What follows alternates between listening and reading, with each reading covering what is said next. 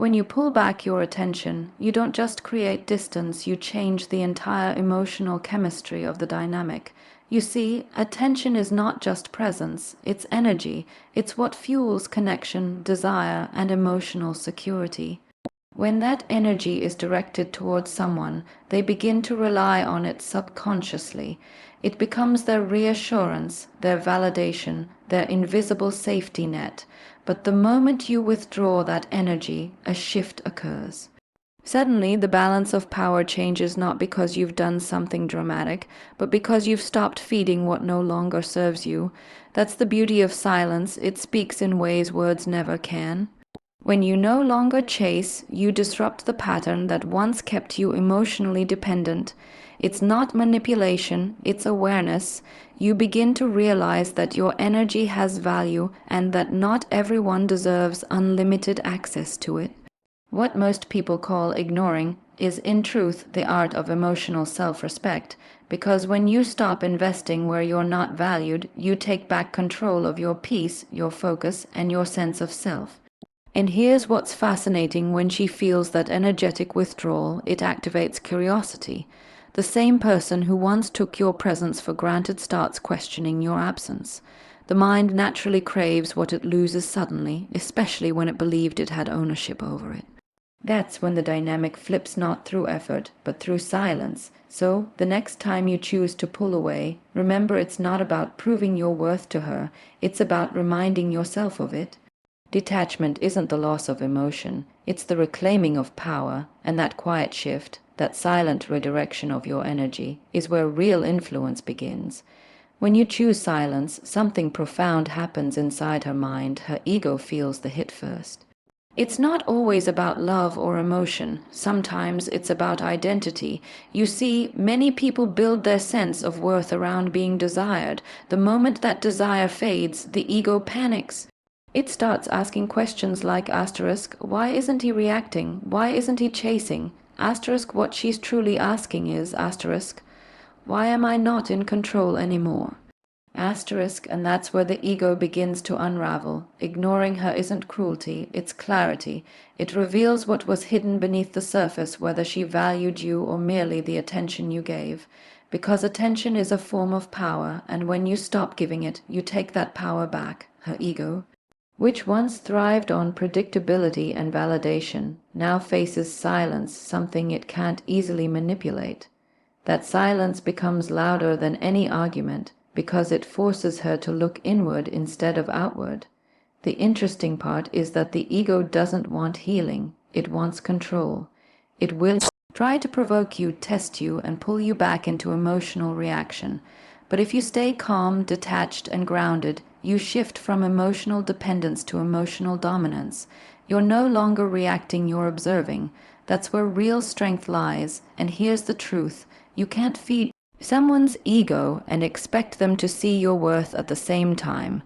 When you stop doing that, you stop being a character in their narrative and start being the author of your own. So, when you ignore her, don't do it to hurt her, do it to free yourself, because sometimes silence isn't punishment.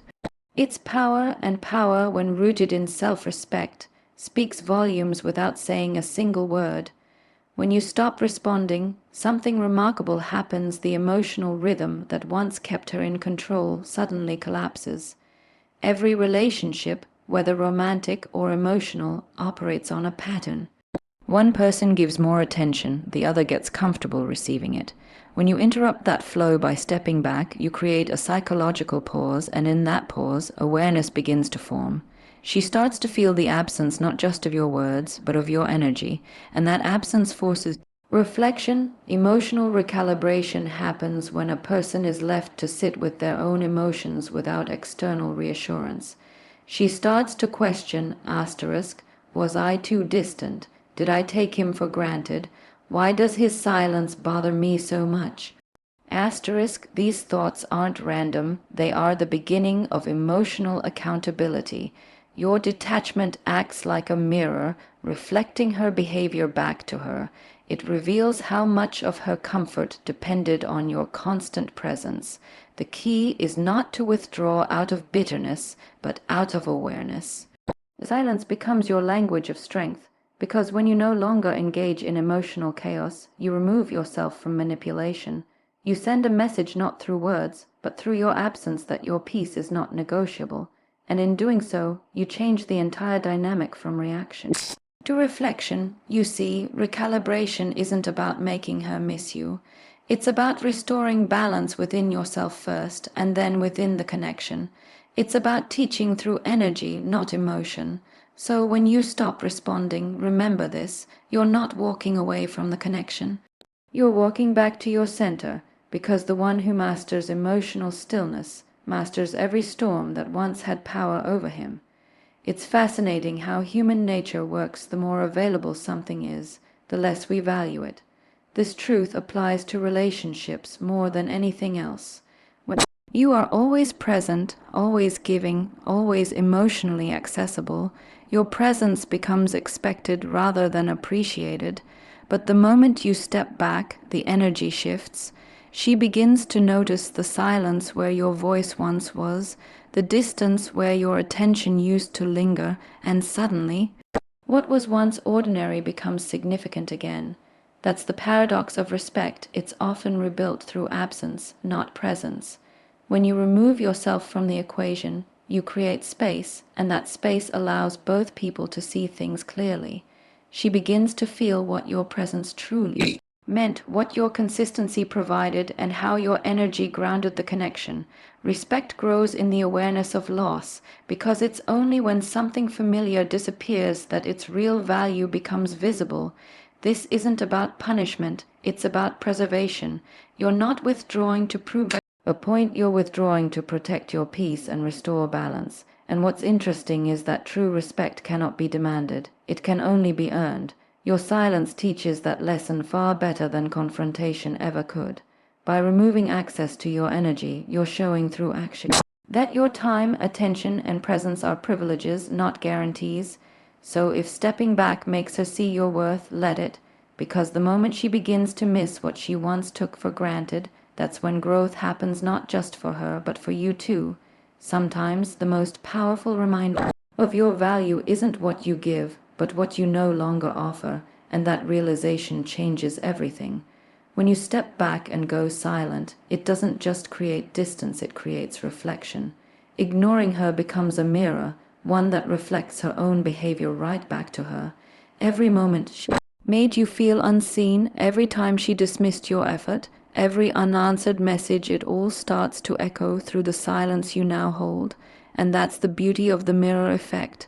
You're not trying to hurt her, you're allowing her to experience what you once felt. It's not revenge, it's revelation. The human mind learns best through contrast. We rarely value comfort until we experience discomfort. When she no longer has your constant reassurance, she begins to feel the same uncertainty she once caused. She starts to question herself, to wonder why she suddenly feels disconnected. That discomfort isn't punishment, it's awakening.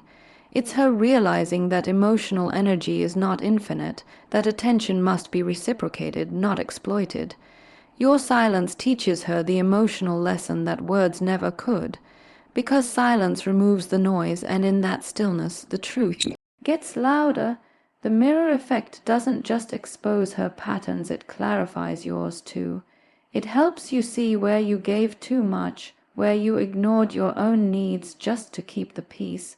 This awareness becomes your power. So, when you stop engaging, don't see it as withdrawal, see it as reflection. Every pause you create becomes a space for understanding, and if she grows from that silence, let her. If she doesn't, let her go, because the mirror only works for those willing to look into it. And sometimes the most powerful thing you can do for both of you is to let silence become the teacher. The most powerful transformation that happens when you ignore her isn't about her missing you, it's about you finding yourself again. When you pull your energy back, you stop chasing validation and start reconnecting with your own center. That's when you begin to realize how much of Your peace you had unconsciously surrendered in the pursuit of being understood or appreciated, and that realization is liberating, because emotional detachment, when it comes from self-awareness, isn't coldness, it's clarity. You start to see that attention is an investment, not a gift. Every word, every gesture, every emotional reaction carries energy, and not everyone is worthy of that exchange. By choosing silence, you start rebuilding the foundation of self-respect. You begin to operate from a place of calm strength rather than emotional dependency.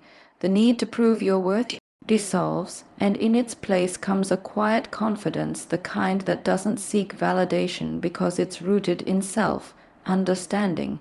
When she feels your absence and you remain composed, you teach her without saying a word that your emotions are not up for negotiation.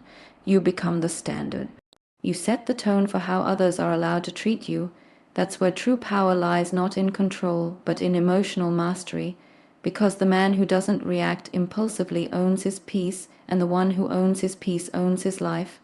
So remember, ignoring her isn't about pride, it's about perspective. It's about redirecting your focus inward toward growth, purpose, and strength. Because in the end, the goal was never to make her regret losing you, it was to remind yourself that you were never lost to begin with.